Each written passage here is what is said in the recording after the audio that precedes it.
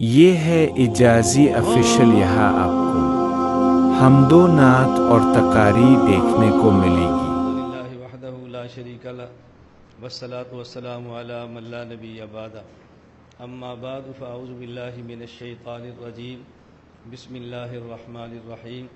الیوم اکملت لکم دینکم، اللہم صلی علی محمد وعلی آل محمد کما صلیت علی ابراہیم وعلی آل ابراہیم انک حمید مجید، اللہم بارک علی محمد وعلی آل محمد کما بارکت علی ابراہیم وعلی آل ابراہیم انک حمید مجید۔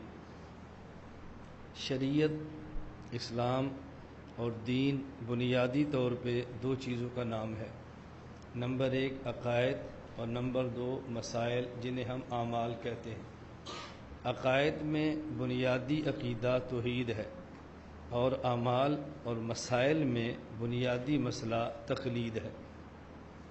عقائد میں بنیادی عقیدہ توحید کیوں ہے؟ اس کی وجہ یہ ہے کہ ویسے ہمارے ہاں عقائد میں بنیادی عقائد تین شمار ہوتے ہیں، نمبر ایک توحید، نمبر دو رسالت اور نمبر تین قیامت۔ رسول کا کام یہ ہے مخلوق کو خالق سے جوڑے، تو اصل چیز خالق اور خالق سے تعلق، اور پیغمبر اس کے درمیان واسطہ ہوتا ہے۔ نبوت کا واسطہ نکال دیں تو مخلوق کا خالق سے تعلق نہیں جوڑتا، تو پیغمبر واسطہ بن کر آتا ہے۔ اس کے بعد قیامت، یہ جزا اور سزا کا دن ہے۔ اگر عقائد اعمال ٹھیک ہیں تو جزا مل جائے گی، اگر عقائد اور اعمال غلط ہیں تو اس کو سزا مل جائے گی۔ تو بنیاد تو عقائد ہوئے، اور عقائد میں بنیادی عقیدہ توحید۔ توحید کے لیے پیغمبر ہے، اور پیغمبر سزا اور جزا سمجھانے کے لیے آتا ہے، اس لیے بنیادی عقیدہ یہ توحید کا ہے۔ اور مسائل میں بنیادی مسئلہ تقلید کا ہے۔ ہم گزشتہ امتوں کی بات نہیں کر رہے، اس امت کی بات کر رہے ہیں۔ بنیادی مسئلہ تقلید کا کیوں ہے؟ نبی کریم صلی اللہ علیہ وسلم پر جو قرآن کریم اترا، اس کی آیات تقریباً 7,500 ہیں، اور اس قرآن کریم کی تشریح جو نبی کریم صلی اللہ علیہ وسلم کے اقوال، افعال اور تقریرات سے ہے، جسے ہم حدیث کہتے ہیں، حدیث رسول، اس کی تعداد 50,000 ہے۔ 50,000 کا معنی حدیث کے جو متون ہیں، متن یہ 50,000 بنتے ہیں۔ ایک ہے حدیث کی سند اور ایک ہے متن۔ متن کہتے ہیں نبی پاک صلی اللہ علیہ وسلم کا قول یا فعل، آپ نے یہ کیا، آپ نے فرمایا، یہ متن ہے۔ اور اس کو نقل کرنے والے جو راوی ہیں، انہیں کہتے ہیں یہ سند ہے۔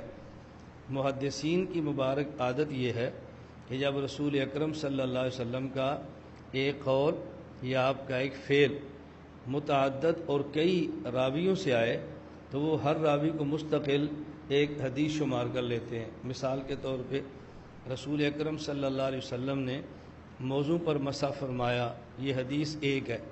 اس کو نقل کرنے والے 70 صحابہ کرام رضی اللہ عنہم اجمعین ہیں، تو محدثین فرماتے ہیں کہ موضع پر مسح کی 70 احادیث ہیں۔ حدیث ایک ہے، نقل کرنے والے صحابہ وہ 70 ہیں، تو موضع پر مسح کی حدیث 70 فرما دی گئی۔ اب اگر متن دیکھیں گے تو ایک حدیث بنتی ہے، اور ہر سند کے اعتبار سے الگ حدیث شمار کریں گے تو پھر 70 بنتی ہے۔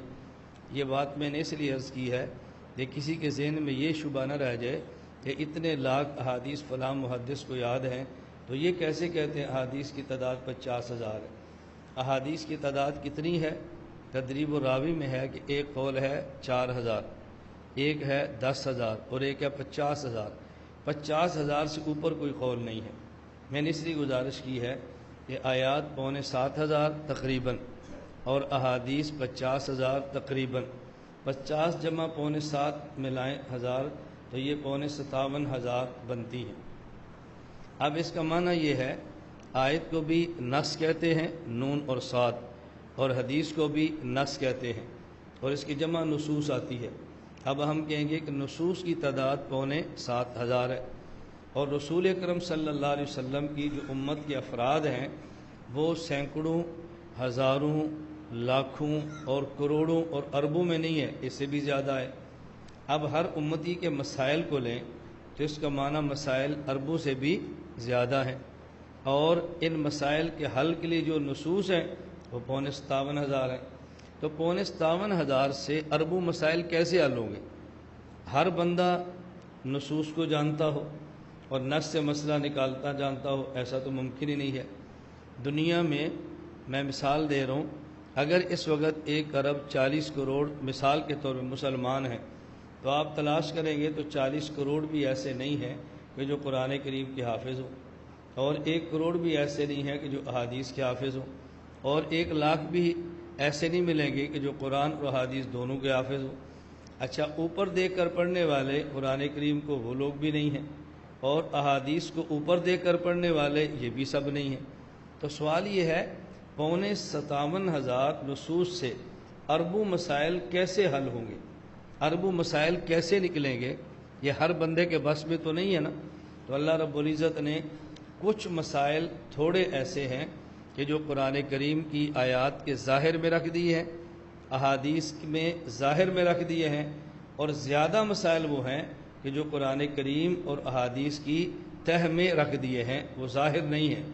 جس طرح دنیا میں قیامت تک آنے والے انسان کی جو ضرورتیں ہیں مادی جسمانی، یہ ایسی ہیں کہ جو اللہ پاک نے سطح عرض پہ رکھ دی ہے، اور بہت ساری ضروریات کے لیے چیزیں ایسی ہیں کہ جو اللہ نے سطح عرض کے نیچے رکھی ہیں۔ اور عجیب بات یہ ہے کہ دنیا میں جو چیزیں انسان کے استعمال کی ہیں، ان میں جو کم قیمت ہیں وہ زمین کے اوپر ہیں، اور جو قیمت میں زیادہ ہیں وہ زمین کے نیچے ہیں۔ آپ دیکھ لو، گندم قیمت کم ہے، زمین کے اوپر ہے، جو قیمت کم ہے زمین کے اوپر آ جاتی ہے، گنا اور مالٹا قیمت میں کم ہے، زمین کے اوپر آ جاتی ہے، سونا قیمت میں بہت زیادہ ہے، یہ زمین کے اوپر کبھی نہیں آتا۔ یہ آئل، گیس، پٹرول، فیول اور یہ جواہر، یہ قیمتی چیزیں ہیں، یہ زمین کے نیچے ہی رہتی ہیں، انسان کی ضرورت کی ہیں۔ تو جو سطح عرض پر ہیں، ان کو تقریباً ہر آدمی کسی نہ کسی درجے میں حاصل کر لیتا ہے، اور جو سطح عرض کے نیچے ہیں اس کو ہر آدمی حاصل کرے یہ ممکن ہی نہیں ہے۔ اس لیے ہر آدمی سطح عرض کے نیچے جو ضروریات ہیں اس کو حاصل کرنے میں کسی ماہر کا محتاج ہے۔ اسی طرح آیات اور احادیث کے اوپر کچھ مسائل ہیں، اور زیادہ مسائل وہ ہیں جو آیات اور احادیث کے نیچے ہیں، ان کو حاصل کرنے میں انسان کسی ماہر کا محتاج ہے۔ قرآن کریم اور حدیث کی تہ میں جو مسئلہ ہے، اس مسئلے کو جو نکالے ماہر اور نکال کے عام افراد کو دے، اس ماہر کا نام ہے مجتہد۔ اور جو سطح عرض کے نیچے انسان کی ضروریات ہیں، یہ نکال کر عام بندے کو جو دے، اس ماہر کا نام ہے انجینئر۔ تو اگر یہ مجتہد نہ ہوں تو قرآن اور احادیث مبارکہ کے اندر جو مسائل ہیں وہ آدمی تک پہنچ نہیں سکتے، اور انجینئر نہ ہوں تو زمین کی تہ کی جو ضروریات ہیں وہ نکالیں اور نکل کر انسان کے پاس آئیں، بغیر انجینئر کے ممکن نہیں۔ انجینئر پر اعتماد کریں تو دنیا کی ضرورتیں پوری ہوتی ہیں، اور ماہرین شریعت مجتہد پر اعتماد کریں تو انسان کی شریعت کی ضرورتیں پوری ہوتی ہیں۔ تقلید کا مطلب کیا ہے کہ ماہر شریعت مجتہد یہ قرآن کی آیت یا حدیث مبارک سے ایک اصول نکالے، اس اصول کی روشنی میں کئی مسائل نکالے، اور وہ مسائل نکال کے اس آدمی کے حوالے کر دے جو اصول نہیں جانتا، یا اصول تو جانتا ہے لیکن اصول سے مسئلہ نکالنا نہیں جانتا۔ اور جو بندہ یہ مسئلہ معلوم کرے اور پھر مجتہد سے دلیل نہ مانگے، اعتماد کرتا ہو، اس کو پتہ وہ دلیل ہے لیکن دلیل نہ مانگے، اسی کا نام تقلید ہے۔ اب دیکھیں، عقائد میں بنیادی عقیدہ توحید، اور مسائل میں بنیادی مسئلہ تقلید، یہ ماہر شریعت مجتہد پر اعتماد کریں گے تو شریعت کے مسائل معلوم ہوں گے، اعتماد نہیں کریں گے تو مسائل معلوم بھی نہیں ہوں گے۔ اس لیے مسائل میں سب سے بنیادی مسئلہ یہ تقلید ہے۔ تقلید کریں تو مسائل ملتے ہیں، تقلید نہ کریں تو مسائل نہیں ملتے۔ اس پر سمجھنے کے لیے آپ 2 واقعے ذہن نشین فرما لیں۔ نمبر 1، میں نے اشارہ یا فائل میں کیا ہے، شیخو پورہ کے علاقے میں گیا تو وہاں میزبان نے اپنا 8 یا 9 سال کا چھوٹا بچہ گھر میں ہوگا، تو وہ مجھ سے ملایا، اور انہوں نے کہا اس چھوٹے بچے نے اپنی غیر مقلدن ممانی ماموں کی بیٹی اس سے گفتگو کی ہے اور مناظرہ کیا ہے۔ وہ لڑکی جو کہ غیر مقلدن تھی، ان کے گھر آئی تو اس نے آ کر چھیڑ چھاڑ شروع کی۔ ان کی عادت ہے، یہ چھیڑ چھاڑ کرتے ہیں، اور جب آپ چھیڑ چھاڑ کا جواب دیں تو پھر تفرقہ بازی شروع ہو جاتی ہے۔ جب تک آپ سنتے رہیں پھر شریعت ہے، اور جب جواب دیں تو پھر فرقہ واریت ہے۔ یہ بالکل ایسے ہی ہے۔ میں آگی یہ گزشتہ ہفتے ملک سے باہر ہانگ کانگ کے سفر پر تھا، تو وہاں ایک جگہ میں نے بیان کیا، تو بیان کے بعد ایک نوجوان آیا تو مجھے کہنے لگے، مولانا صاحب یہ جو حیات اور ممات کا مسئلہ پاکستان میں آپ لوگوں نے چھیڑا ہوا ہے، اس پر میں کچھ گزارش کرنا چاہتا ہوں۔ میں نے کہا گزارش نہیں کریں، آپ ارشاد فرمائیں، ہمیں سمجھائیں، ہم آپ کی بات سمجھتے ہیں۔ مجھے کہنے لگا کہ کیا اس مسئلے کو قبر میں اللہ پوچھیں گے، یا اس مسئلے کو اللہ حشر کے دن چھیڑیں گے؟ پھر یہ علمی مسئلہ ہے، عوام کی ضرورت ہی نہیں ہے، آپ اس کو عوام میں بیان کرتے ہو۔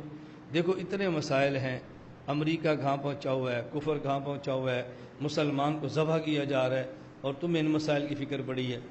میں نے کہا میرا دوست ایک بات تو بتاؤ، میری پیدائش 1969 کی ہے، اور اس مسئلے پہ فریقین کے دستخط 1962 کے ہیں۔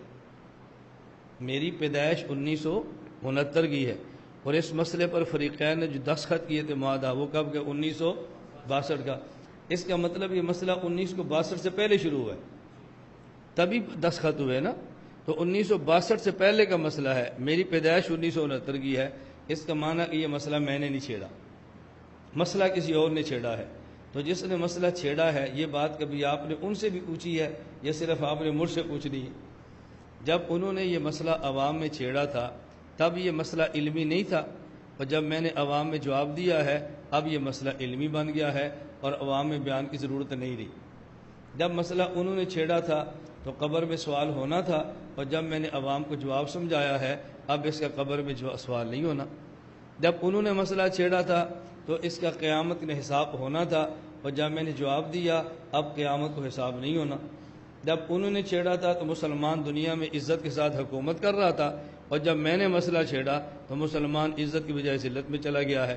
میں نے کہا یار جو چھیڑے اس کو سمجھاتے ہیں یا جو جواب دے اس کو سمجھاتے ہیں؟ ایک آدمی آپ کو گالیاں دیتا ہے اور آپ ایک بار دو بار تین بار سن لیتے ہیں، بالآخر تنگ آ کر آپ گالی تو نہیں دیتے، لیکن آپ کہتے ہیں بھی اپنی زبان بند کرو، میں ایسا نہیں جیسا تو کہتا ہے۔ اور میں آپ سے کہہ دوں بیٹا یہ ہانگ کانگ کافروں کا ملک ہے، مسلمان نہیں ہے، یہاں پہ لڑائی مناسب نہیں ہے۔ تو آپ مجھے کیا جواب دو گے کہ لڑائی مناسب نہ ہونے کا معنی کہ میں گالیاں سنتا ہوں؟ پھر یہ کافر ملک مسلمان ملک بن جائے گا۔ اب جو گالیاں دے رہا ہے میں اس کو نہیں سمجھا رہا، آپ نے ایک بار کا بھی گالی نہ دو، ہم ایسے نہیں ہیں، میں آپ کو سمجھانا شروع کر دوں، کہتا جی بات تو آپ کی ٹھیک